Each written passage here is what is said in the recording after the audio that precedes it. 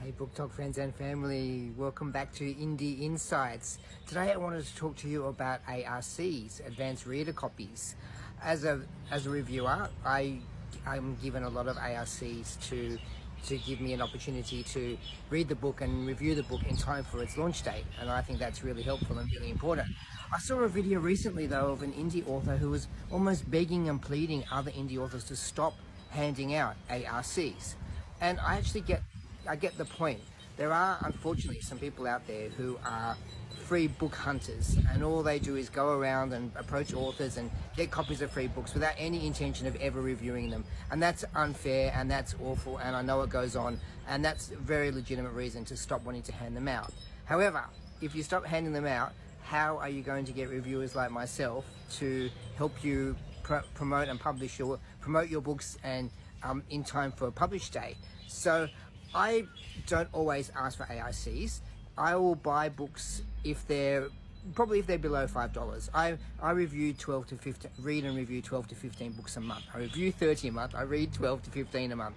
And if I'm going to pay like $6, $8, $13 for 12 or 15 books, I'll go broke. My channel doesn't pay anything. I'm doing this out of love and out of my desire to help indie authors get sales, but I don't have the money to go out and buy all these books either. So if you're on Kindle Unlimited, and that's the topic of next week's Indie Insight, you'll go to the top of my list, because as you know, I love Kindle Unlimited. I get the book where I don't have to pay for it, and you get paid for me reading the book, so it's a double win for both of us. If ARCs are stopped and banned, I wonder how many reviewers like myself will still be able to keep reviewing books, because I don't know that we're all going to go out and buy the books as much as we'd like to. So there have been times when I've been given an ARC, I read the book, I loved it so much, and I've gone out and bought the book for myself or to give away as a gift. So it doesn't end at the ARC. But if as this lady suggests, that you don't hand out ARCs and you wait for the book to be published and people buy it and read it and give you reviews, that's great, and that's an excellent way to promote your books as well. But there's a time lag there, and you're actually waiting for the book to be published and then read and then reviewed, whereas ARCs give us the opportunity to read your books first and promote them in time for launch day, so that sales happen immediately, not down the track, hopefully. So I'd like to get your opinion. What do you think?